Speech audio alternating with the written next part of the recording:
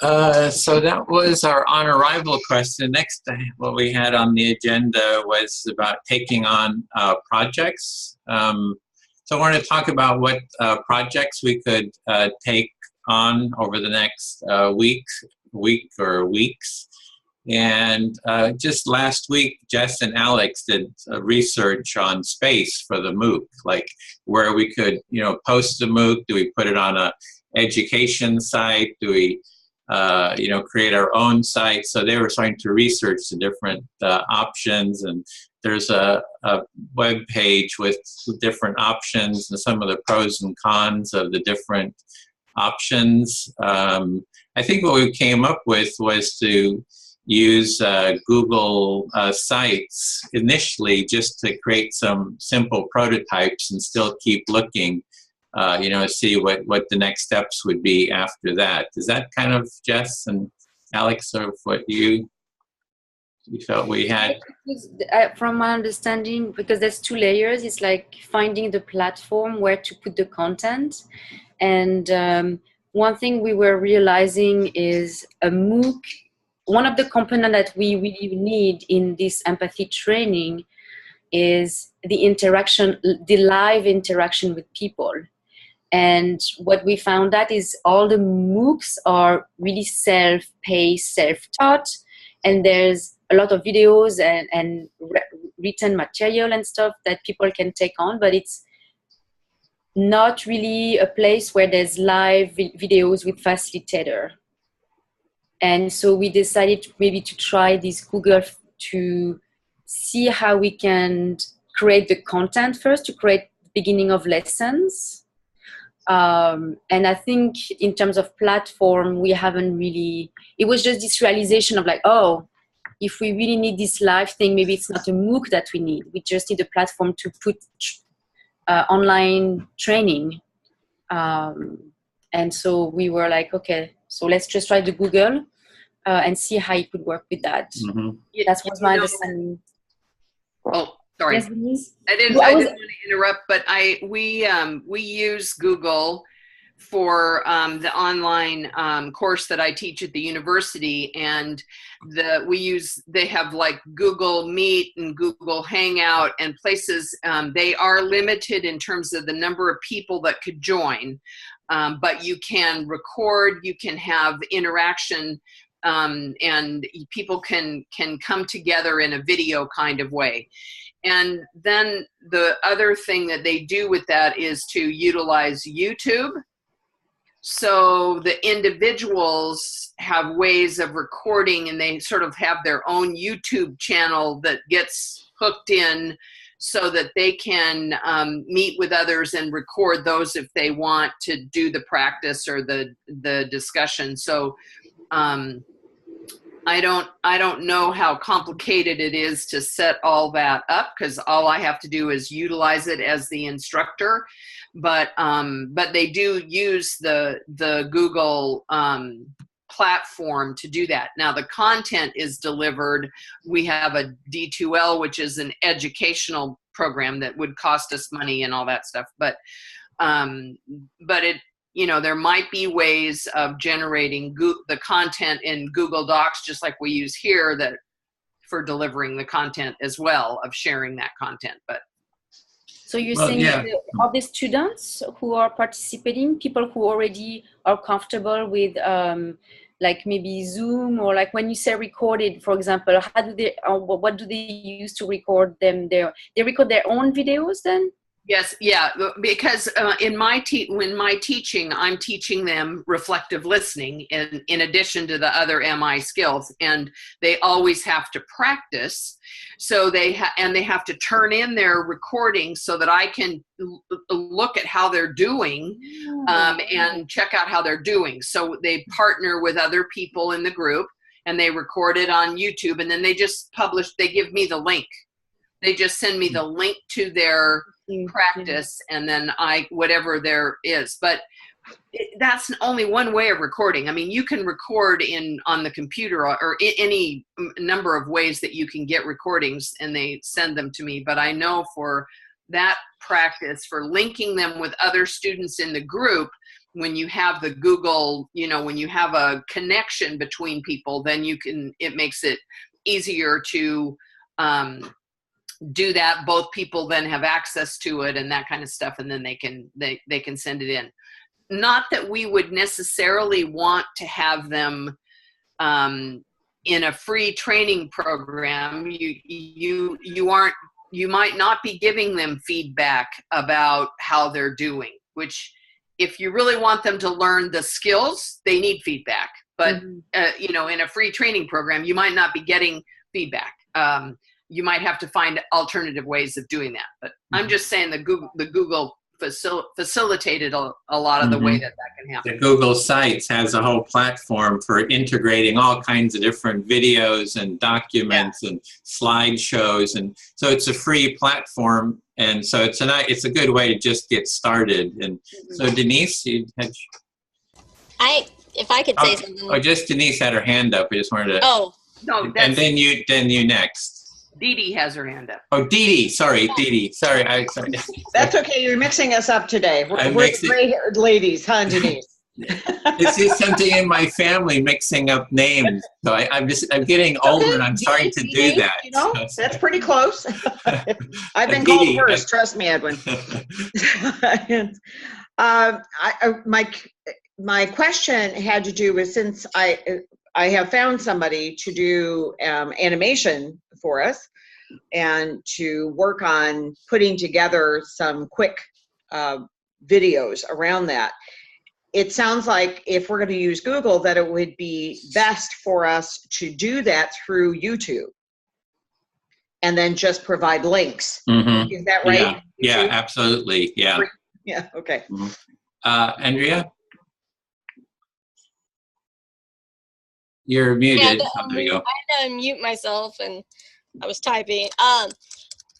So I guess my concern, and I wasn't here last week, but I kind of wrote about it, is how are we going to protect the individuals involved? So okay, first off, is there going to be a way they can be anonymous? Some people might feel kind of self-conscious about being involved, but then if you allow the anonymity, then maybe they'll be more, they'll experience more, and they'll be more open. That's what I'm trying to say. The second thing is, how do we prevent people coming into these courses who are, I call them internet vampires? So basically people who just want to, let's be real, there's horrible people out there. And I fear that somebody might try to prey on these individuals. So we've all come to this course, and I know that we've been able to open up, and we're all very genuine, and we've been vulnerable at times. And we've talked about things that we've maybe not told some other people in our lives. If you have one individual that comes into this course wanting to prey on those people in a way that makes them feel bad about themselves, I don't know if there's a good answer, but I was thinking about this. If we want to create an online course that can, be available to a massive amount of people, is there a way to protect the people who genuinely want to participate from having those cyber bullies or whatever get in there and find their most vulnerable aspect that they start to discuss and then just pick at it? Because we don't want to set up a course that ultimately will cause a lot of people to feel worse about themselves, and also becomes like this playground for these negative people. So I was kind of just thinking on that, because I teach online and for universities, and sometimes the students will interact online. Sometimes they'll kind of get really critical of each other, and I'll step in, and it's okay. But if this is just free range, that worries me. So what I'm hearing there is you're really concerned about sort of people's vulnerability, their sense of safety, and how people may take advantage. Because if you're dealing with empathy, you're dealing with a lot of sort of raw, deeper feelings, and how to make it safe and So, and that's a concern that you have. One thing we could do is just create a document about that topic, and then, you know, it'd be something we could go into in more depth, like to sort of explain the potential problems and then, you know, possible solutions, because that would be a bit of a kind of an ongoing sort of exploration. And I wouldn't mind starting, like, getting that document started. Okay, if you'd like to start that. I really want to protect people. I could see this as a great potential, but then I also, in the back of my mind, I'm like, I will just add one piece to it. There's a narcissistic psychopath. His name is Sam Vaknin. He made a career writing a book about being a psychopathic narcissist. They made a documentary about him. And actually, I've done some interviews and in several empathy circles with him, where I actually brought him into an empathy circle. So we were doing mutual empathic listening. And so I know it's just, you know, how do you deal with that sort of thing? And, you know, we need to be developing ongoing sort of strategies. Yeah, and that's approaches. cool because he recognizes that in himself. And that's very, I've read. I don't know if you saw the we did an empathy circle with him doing empathic listening, and he actually kind of opened up about his childhood, about his abusive background, and so it's anyway. So yeah, so if you start that document, that would be great. Yeah, I'll do that, because if you have people like him that they go the other way. I think there's like the light in the dark, the shadow way, and it sounds like he's kind of going one way with it that's very positive, but then you'll have maybe the other ones that are a different motive. But yeah, I would love to start that document. Okay, great. Dee Dee, I think you had your hand up. Yeah, thanks. It just reminded me of we would do the same in any sort of setting, whether it's educational or treatment in healthcare or something like that, around kind of group rules or, you know, just agreed upon agreements, if you will, you know, that we're all going to agree to certain things. Now, if people don't hold to that, there's only so much you can do realistically. You know, but we can at least say there may be people here who are looking for you to be vulnerable, and we just ask you to, you know, use common sense or to go back to whichever person or persons it would be that you could report that abuse to, you know, one of us or you, Edwin, or, you know, whoever that body would be, that there would be a place to go back to let us know. But okay, so that was another point for the document. Yeah, that's another point. And Deb? Yes, just chiming in, creating guidelines, and I think setting expectations is always helpful and healthy, and then there should be moderators that, as Dee Dee was saying, someone to go to if they feel they can't address it to that person, but there should be guidelines for how to give and receive feedback, you know, how to be a member of this team, so to speak, how to report anything you're uncomfortable with, or so there should be a document of upon entering a group, these are the guidelines you agree to, and this is what, I hate to put consequences, but this is what happened if you don't adhere to the guidelines after giving recommendations to do so. So yeah, it's a document that has the agreements, the guidelines, the kind of the basic rules and of the process, and then consequences. So our own empathy SOP, standard operating procedures. Okay. Then that's something, great, thanks for bringing all that up. And we have the beginnings of that document. And so I did want to go through like possible ways of kind of doing next steps. So one I was seeing is we have a toolkit that we're developing that's a repository for exercises. And there's probably about 20 different exercises in there. An exercise is maybe like a 10 to 30 minute exercise that can be done in in a lesson. And so if anyone wants to go into that document and sort of flesh out, take one as a project and then flesh it out, we do need a standard template, sort of more refined template for those exercises, like and an exercise is like our intention setting. It's our mirrored, check-in feelings, and so that's like an exercise or activity, whichever term we end up using. So if anybody sees an activity that you would like to take on and sort of refine it, write it up, and then maybe present it and test it in the group, that would be sort of one step I would see, sort of one project someone could take on.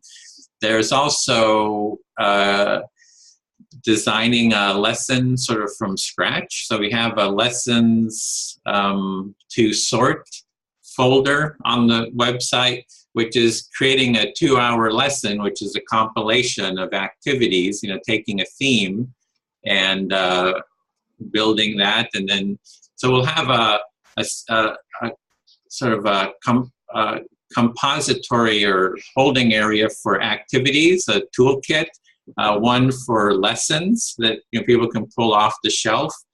And then there's also designing an introductory, maybe 4-week introductory empathy course. I thought maybe Denise or Dee Dee or Deb, or anyone who already has experience that. What we did is, in one of the other groups, we had Susan Partnow, who does Compassionate Listening Project, and they've been around for years, offering these compassionate listening workshops, and they've been in conflict zones, Israel, Palestinian issues. They've dealt with in Central America. They've done workshops. So anyway, I worked with her to put together a 3-lesson series online, and then our group went through and did it. And so we kind of learned from her, some of her exercises. So if there's someone who would like to create an actual, some prototype lessons, like a little series, we could actually, introductory series to empathy, that, you could put that together and then, present it, and we could maybe kind of integrate that. And another person in the group, in one of the other teams, Celia, she actually has something, she has a little organization called Empathic Communication. So she's actually putting together a 4-week series, for example. And then another project, potential project, or actually one that I would like to start working on, is to design an empathy circle introductory video. So right now we have a web page that is how to do an empathy circle, which is really kind of the introductory practice that we're doing. And then there's a PDF, 1-page introduction.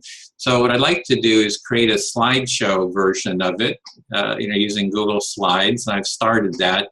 And then take that and make an actual video out of it, and then take that video and maybe create an animated version of it that kind of gives it a richer quality, more engaging quality. So that's another project. If anyone wants to kind of work on that, like to get several people together to work on that. And so any other ideas? Dee Dee? I'm hoping that you got my message that I do have somebody that will do that. I saw that. Your web, so that, I thought that could be, if we create that slideshow, a little video, then once we have a video, then he would be able to see how to translate that into, and in terms of priority, I think the introduction to an empathy circle is the most priority video, because we can use that in a lot of different situations. We can use that for preparing people for the empathy tent.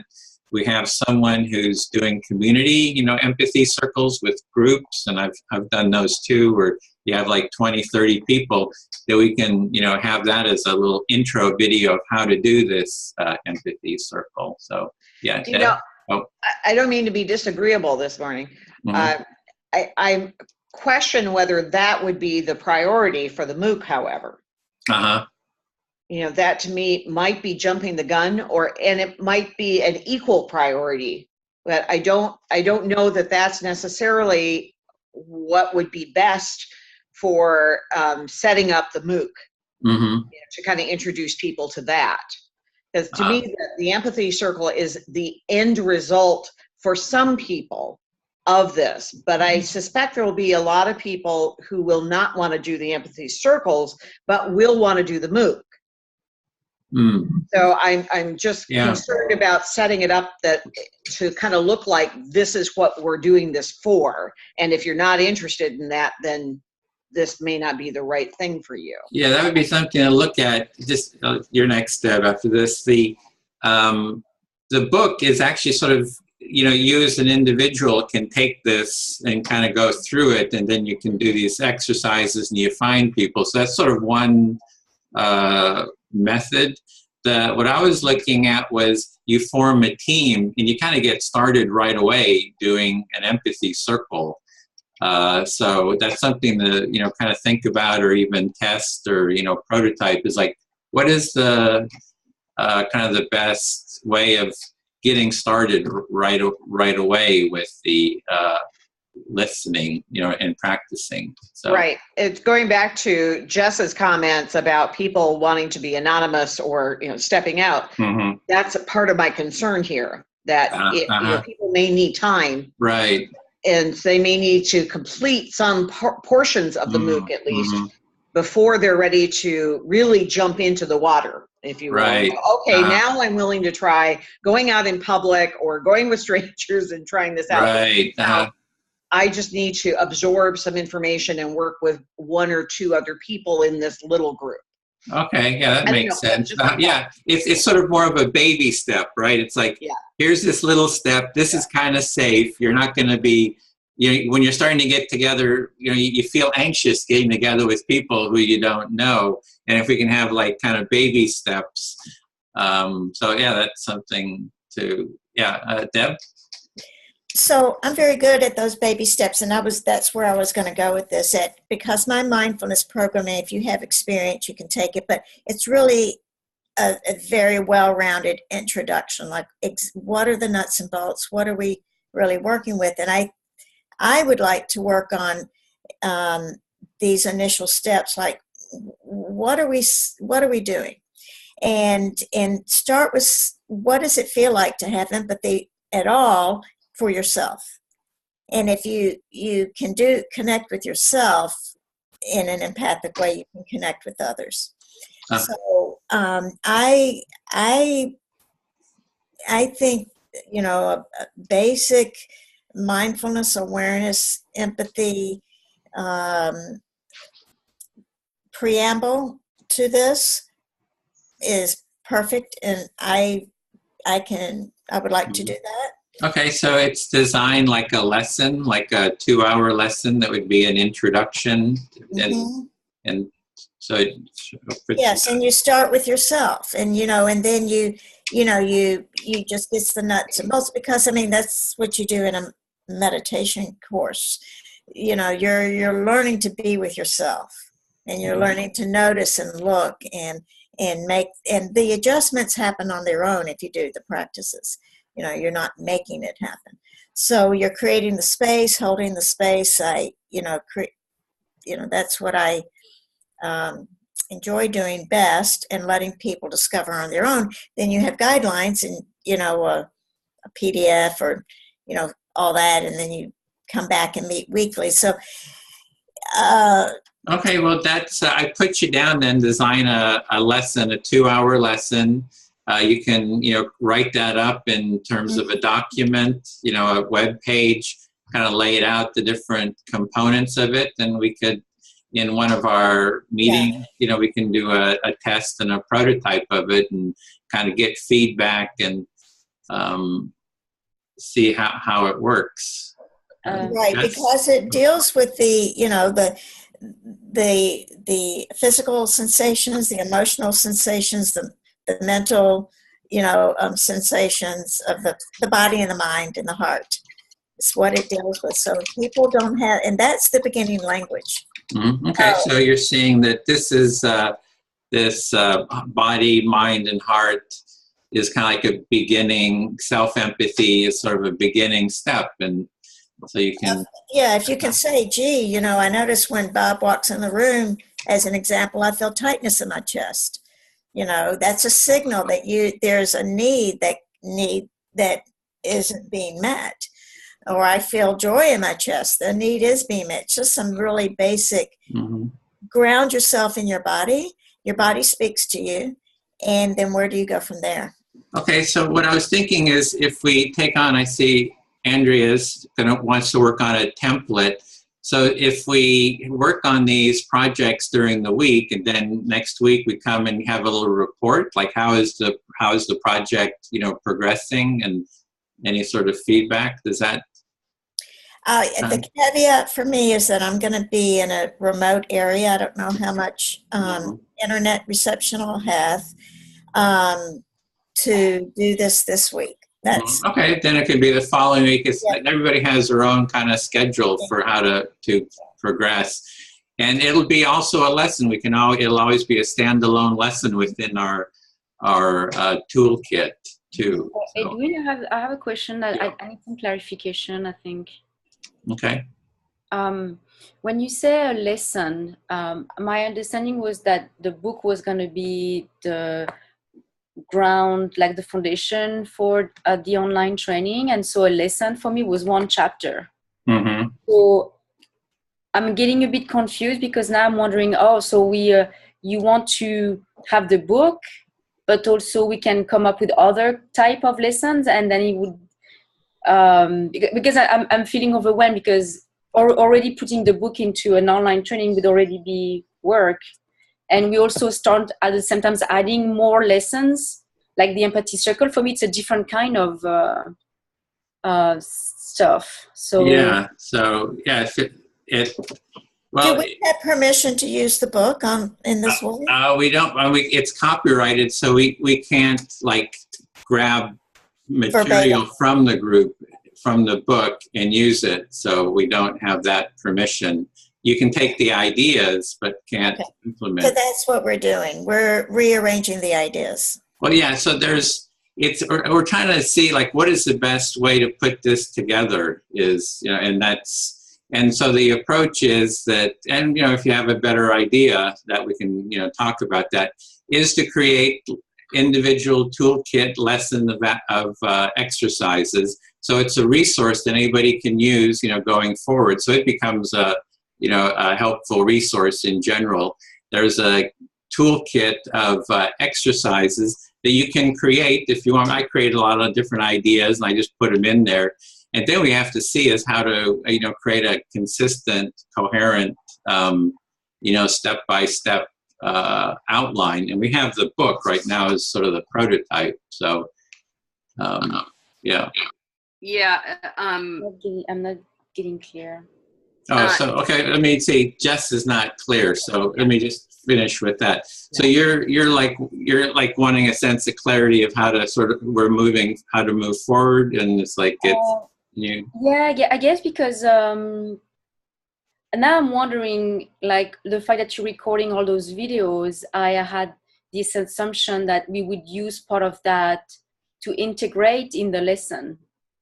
Like, for example, when you did the roadblock, we practiced the roadblock and we did like a role play for the roadblock. And I thought that was going to be a whole lesson on roadblocks. And now I'm hearing we cannot use the book because it's copyrighted. Makes sense. Oh, we can't. Now I'm wondering, are we using any of the videos we're recording right now? Yeah, so it's we have the book as a template right now for like the first prototype of the course. And so we have, each chapter has its own web page and it has resources there. You know, it's got the summary, it's got questions, the on arrival questions, and all those we're using the videos for that, for, you know, showing each of those aspects, each of those exercises. So we do have, we have the the book is sort of a prototype. This is at least how I'm seeing it, you know. So we have the book as our initial prototype, and we go through it. And with nothing else, the book, we have, while we can't copy the book, people can buy the book and actually use it like we've been doing. Everybody's gone and got their own copy. And so we're using that book as a prototype. And then we can also redesign the lessons, you know. So do we want to just use the book, or do we create a little bit, you know, a better outline? And so I'm kind of looking at, you know, what's the best sort of framework for the,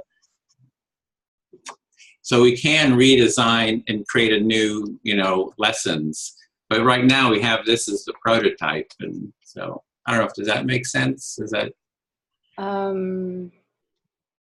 I'll need to process sometime. I guess maybe I'm tired, so I'm not registering. I'm hearing that so it's not necessarily taking the book and putting it in an online training. It's about getting inspired by having a framework to follow for each step, and then coming up with our own ways of teaching and our own exercise. Like, for example, I'm understanding the try it. I thought that was going to be an exercise in a toolkit that we can just going to use. Yeah, But we do have the try it. Yeah, so the try-its are in the toolkit. So each of the try-its, we've been sort of fleshing out an exercise so we can use those, as well as we've created some new exercises as well. And we can create more, so we can always pull from those to, you know, create sort of to create a lesson. So this is like a skeleton outline, and then we are the one coming up with our own. Yeah, it's a prototype. It's a skeleton outline prototype. Sorry, Edwin. Prototype doesn't mean anything to me. When you say prototype, okay. I'm like, sure. Well, a prototype is like, okay, yeah. Well, from the design community, it has like this. It means it's not the final version. It's like it's just something that you can use, and you kind of learn from it by doing it. And you try to create a quick, rapid prototype. It's a guideline. It's a guideline. Yeah, and you know, so we're kind of like doing the guideline. We're learning by it. Everybody's got different ideas about, you know, the what's effective, and so we're still going to. I think we're going to create more of our own training that you know maybe is more effective. But this is still, it's quite effective. I mean, I'm you know, it's a first step. Maybe it'll be based totally. I'm not really sure. It's a bit of an emergent process, right? So it's like we're trying. You know, the website, quite a lot of stuff's been created. There's been a lot of activities created. There's been some lessons created. We have every chapter has its own web page. You know, there's slideshows created. The exercises, we have sample videos of the exercises. So it's sort of an emergent process. So, okay. You know, I gotta say, I really appreciate the Jessica, and I realize I just can't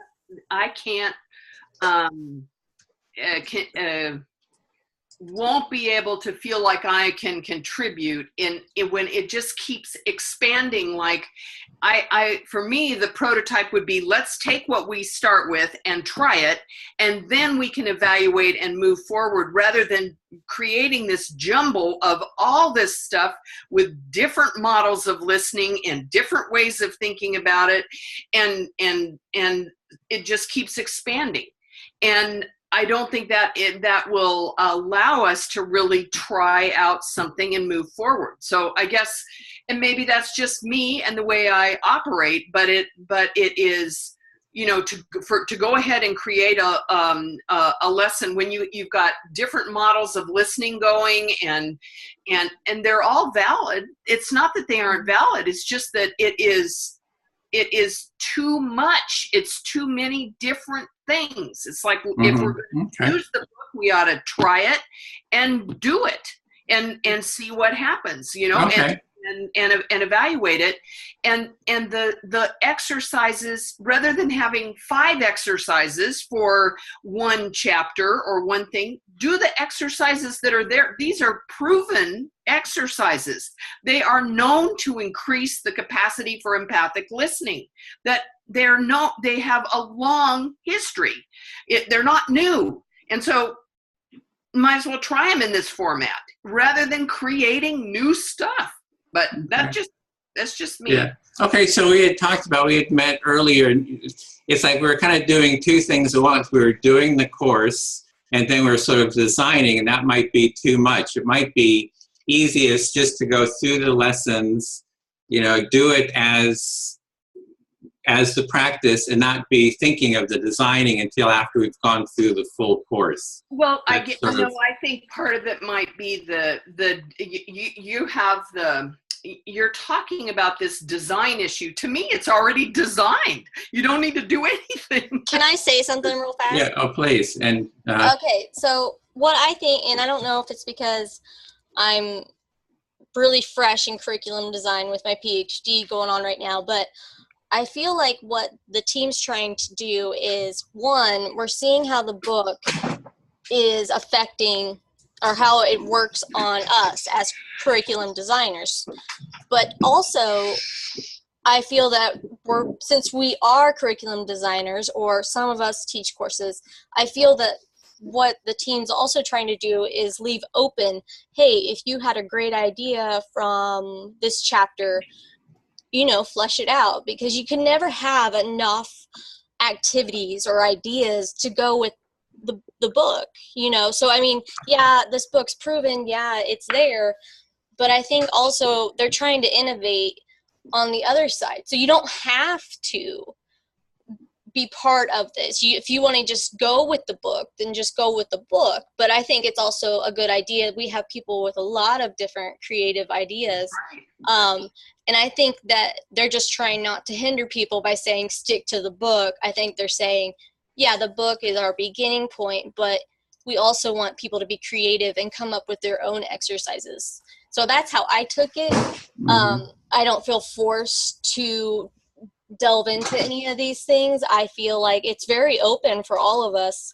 And so I guess that's why I don't feel overwhelmed by it, because it does seem like we're not pressured to do anything. It's very open and free. Yeah, thank you. It's sort of the spirit I was trying to foster, so I do feel that captured it. Deb, for me? From a training perspective, and I like innovative different ideas too, but from a trainer's perspective and from a trainee's perspective, 101, you don't want, I'm going to use the word mishmash. You don't want such a huge variety, they don't know what to choose. They shouldn't be spending their time making those decisions as a 101 course, which I see this as being. And so you look at it from the perspective of a newbie. What would be effective for a newbie? That's the goal. Mm-hmm. What would help someone learn and practice this the most streamlined, systematic, effective way versus what are meeting our needs as trainers? Mm-hmm. But you don't have to put all those activities in that course. It's like you have all these activities that go to that book. Because Lord knows I've used so many different books with so many different activities. You pick and choose in that course. You don't just throw all the activities onto the individual that's trying to train. You can say, this would be appropriate as the designer for that course. So give them that option. So as a trainer, there's a menu of things to choose from for the trainer.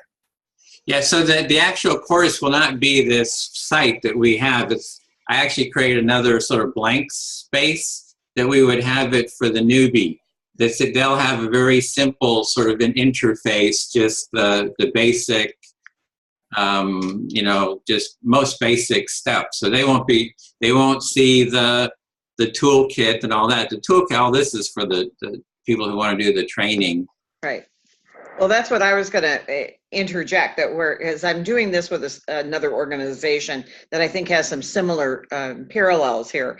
And we're participating in this at the same time that we are looking at how to train other people to use this material. And that can be a challenge to do both of those simultaneously in any kind of group. At least that's what I'm also seeing in this other group.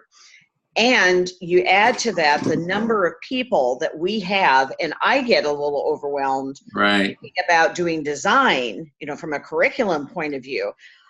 I have to admit, I struggle with this with the other organization. I'm used to doing this on my own. And I'm sure many of us are, that we're instructors, and that's what we do. We design our curriculum and we use our curriculum and we move forward. And it may change and whatever, but it's us. And now we've got 40 people that are going to design curriculum, and everybody's sort of throwing up the spaghetti on the wall and seeing what sticks. And I think that's what's leading to some of us feeling a little bit overwhelmed and even wondering, how do I even begin to participate in this? And how many versions and who has the final say? And what are we doing? Are we doing an introduction piece first, or are we looking at this for trainers? Or are we doing empathy circles? I mean, there's so many, different branches, and I don't know, maybe we should have different teams working on pieces and have that delineated, that everybody picks whatever they want to work on, and there are only X number of people that can work on one part at a time. Otherwise, we can't just all. It becomes too overwhelming to be designing, to taking the course and designing it at the same time seems to be sort of overwhelming. And Denise and I talked about that earlier too in another meeting. So it might be that maybe this group would just think in terms of, we're just doing the course, we're just going through the book, and we just follow it. And then if you want to do any design, that would be sort of on the side and not, or in a separate team. So it's, so would something like that work better? Because I know that Alex he's probably like, I just wanted to kind of do more of the process or something like that. So is that right, Alex? Well, I would say it was definitely a point of confusion for me.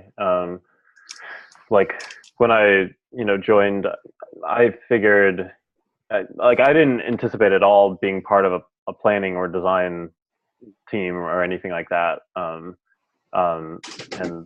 so, it was like kind of confusing. Like in my first meeting, we spent the first hour or so, talking about how we're going to make the MOOC, and I didn't expect that at all. So I think maybe just separating, making there a more clear separation between people who are actually going through the prototype MOOC course and people who are planning the next phase. I think that would be helpful for me. Okay, Dea, just wanted to hear from you. We don't see your picture, so I don't know if you're still there. She's not there. She signed off. Okay. She wasn't feeling well, and so she sent a note. Oh, okay, I didn't see that. I told her to email me later. Okay, so here's the question. Do we separate the groups? Say this group is for just going through the course as a prototype. We're not doing design. If you have ideas and stuff, you can create a separate, you can create activities and so forth, but we're going to just focus on experiencing the course and then have it separate, projects. So, Deb, is that? I think that doesn't appeal to me because I want to do both. Okay. But what I would suggest is that I don't know, Denise seems to me the only one, I don't know, raise your hand if you have other experience with this book. But I think we could speed up, and DD does, speed the process up and not do 1.5 pages per week. I would like to speed it up so we're not spending 16 weeks going through this process. And because you can't, I'm a newbie to the book, so I can't be a part of any development of what we're the other side of this until I go through the book. Now, I'm not saying I can't do anything with it because I have NVC experience. But for this particular book and process, I come back. Yes, we can be innovative and lots of ideas, but later. Mm-hmm. Okay. Why don't we stick with the skeleton and increase the number of chapters we do so we move through it faster? Move through it faster, as well as why not create a training just based on the book, and work around the copyright. I don't mean lie or cheat, but work it so that we're not verbatim. And when you give Bill the credit, then you're not copywriting, so to speak. Well, do you want to make that, Denise? Just to clarify that a little bit, all of the exercises in this are open to the public.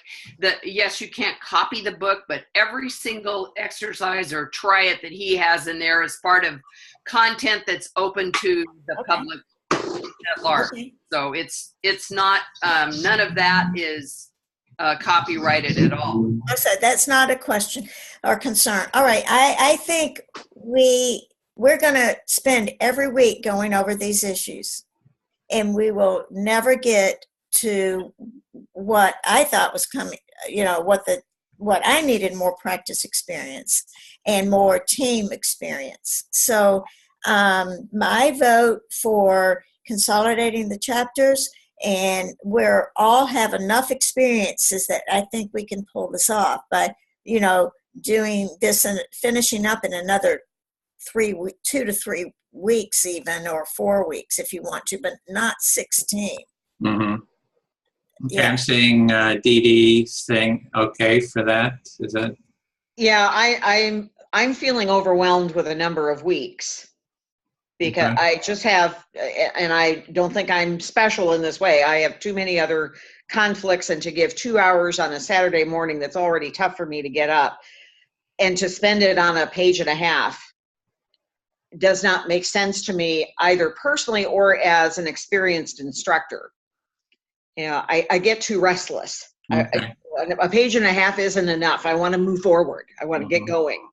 And I think that at least these beginning chapters could very easily, and the way that I would use the book, because I'm going to be doing it next semester, is to consolidate some of those earlier chapters especially, and go through those, because I'm going to be teaching a 4-hour course. I can't do a page and a half in 4 hours with a group of students. Certainly not graduate students. They're going to be restless and bored too. So I figure we're the same kind of group. But I would prefer to try to do it. And then looking forward as a MOOC, we could do a 16-week, but again, that's 4 months that you're asking every week for somebody to give time to. And I just don't think that's realistic in today's world. Mm-hmm. Yeah, okay, so what I'm hearing is sort of a proposal that we bunch the chapters and go through the book in about a 4-week period. Is that, and then after that do the design? Is that what I'm hearing, Deb? Does that work? Yeah, in fact, I think you could do the whole book in 4 weeks. We've already spent 5 weeks doing 4 chapters. Yeah. And so I would say, as all of us are educated members of this group, that we could pull out the salient points. I would say, what do you think, Denise? Well, just like Dee Dee said, she's doing it in 4 hours, and the thing is that what you really the actual discussion about the book is one thing, but the practice of the skills is the important part of this. So the try it exercises that he has. That's true.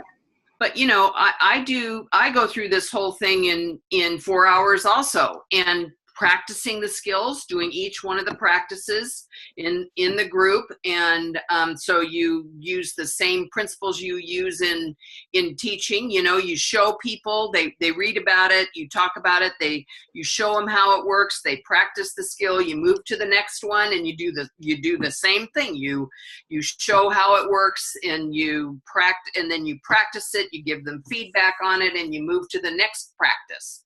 So the actual content of what you're learning to do is you can present it in 15 minutes. You know, you can talk about the model of listening and the attitude and the spirit, and then you go to the practice. And you know, so 4 hours. I think that's a great amount of time to try and cover the book. And you could do it in weekly, 4 weeks, or you could do it in one chunk where somebody could come and join for 4 hours and do it. But you have to structure the practice, so that's where that platform right, where they actually get together with another person in the group and they practice that skill, and you have to decide if you do it live, and you're going to give them feedback, because when people are learning how to reflect, they don't know how to do it, so giving them feedback is helpful. So there's one thing with what I'm hearing is with the book, that there's there's the exercises, and you need time for doing the exercises. So there's some presentation, then there's the exercises. And Andrea, I think that I call it to me it's the talk, the show, and then the do. Right. Those are the 3 ingredients, and that's all you need for everything. Right. And you can do the talking can be longer or shorter. The showing can be your animation, your videos, however you want to do that. Live demonstration. Yep. And then you practice. Yeah. Okay. Andrea, did you have I don't know if you had your hand up, and I think that. I was going to say it's interesting. I'm really listening to everybody, how we're talking about, we don't want to do the design yet because we want to do the book, but you guys have all just kind of designed something. And I think that's really important because I see it as working, because you're going through something and you've just decided this is not working. And I think that's fabulous, because I feel like that's what this is all about, trying to figure out the right way to get through the book and the activity. So I just kind of wanted to throw that in there, that we're kind of doing what we're talking about that we aren't really doing, but we're doing it. It's kind of it was just a weird realization. It's that insight that we're sort of designing the way forward. Yeah, like this isn't working, so we need to go to something else. So I just wanted to bring up that reflection I had, that it's interesting how we're figuring out what works and what doesn't. And I just appreciated those comments. Okay, so appreciation, then thanks. Deb, do you?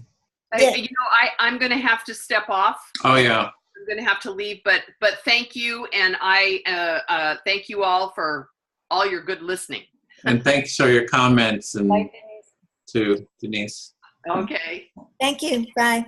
Bye. Yeah, what I appreciate is and the basic mindfulness courses I do is that people like that week off and coming back, whether it's 4 weeks or 8 weeks, and that they integrate it in real life and they come back with real experiences, and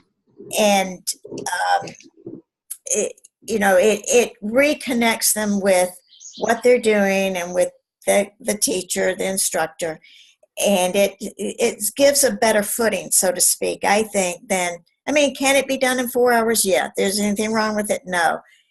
What would be the benefits of doing it in 2 2-hour sessions in 2 weeks?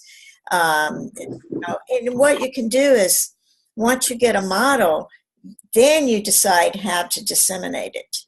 2 weeks, 4 hours, 4 weeks, but you stay true to the model. And so you get a framework, a model, and then you can have different times for it, and you're seeing some benefits of 2 hours, and then you have some space in between. It gives people a chance to integrate it, and if you can get enough material out for 2 hours. The other thing is that you just space out the material.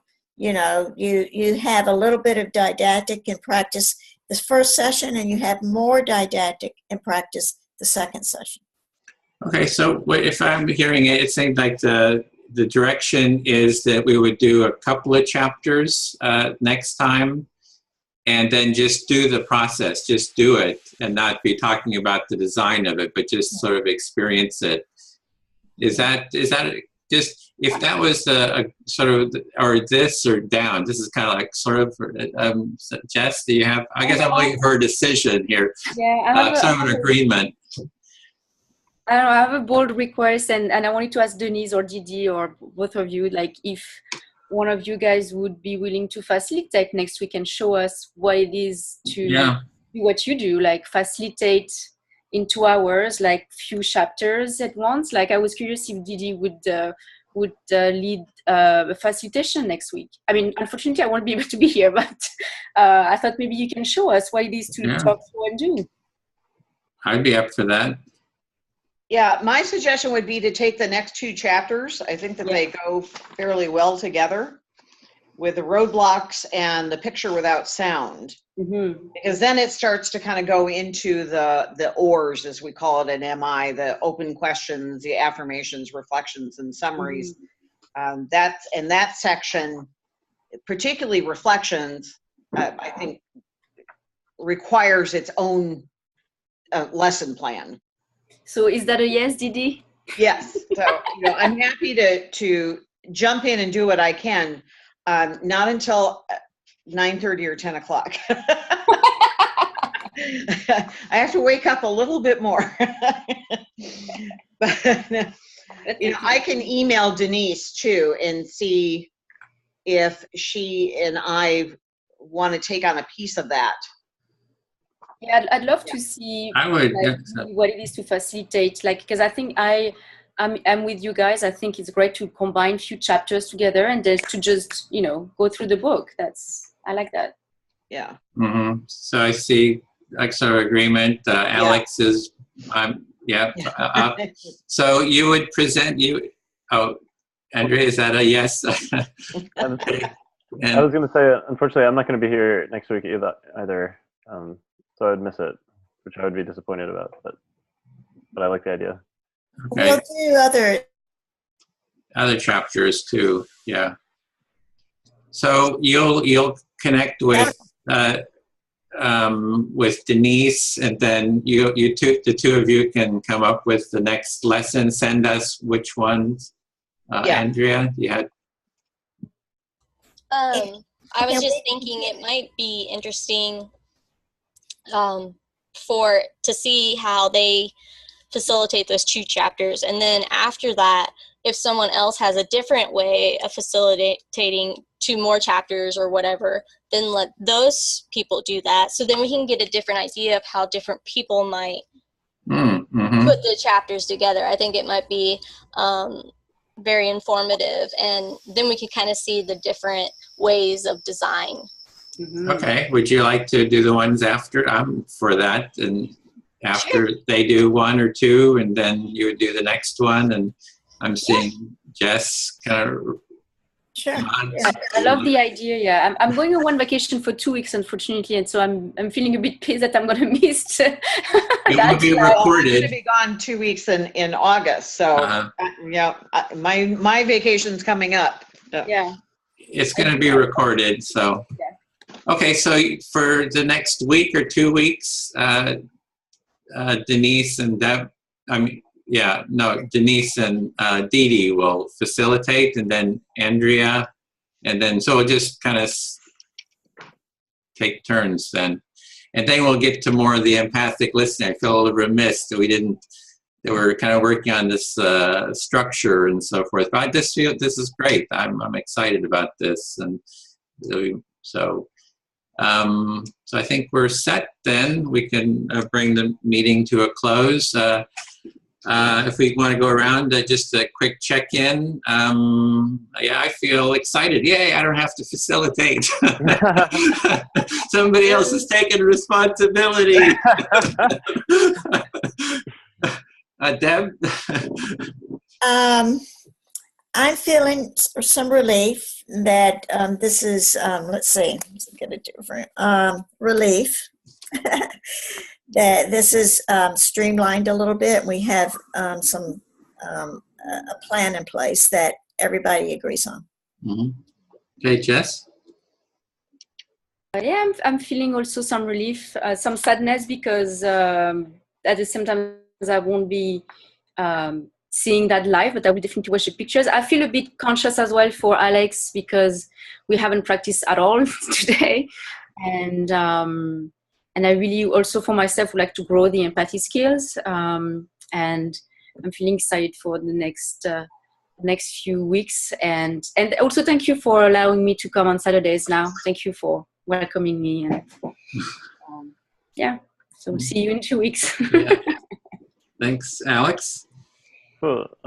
Yeah, I feel like sort of appreciative that just for the wealth of experience and all these different perspectives. I think like I feel I've been pretty kind of tired the last hour or so I wasn't able to like participate as much as I would have liked, but I really loved like what other people contributed. So I don't know, I feel like it gives me a sense of like stability or something. So maybe they're just like strong, like yeah, feels good. Did we get a motion from Jess that you, what was yours? Oh, me?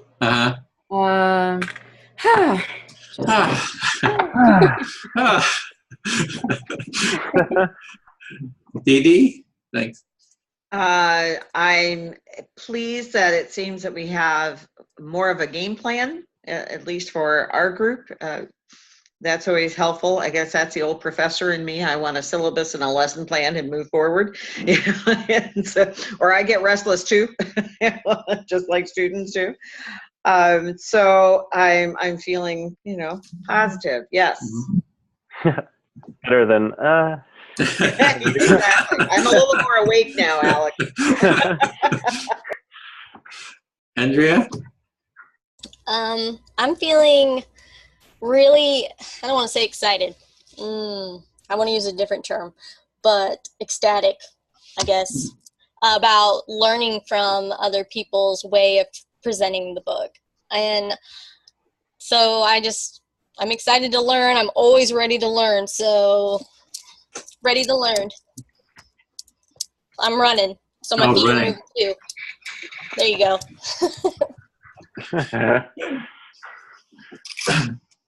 Okay, so we'd set our intention to foster a culture of empathy, and we're going to take that intention out with us as we leave now. And a deep breath.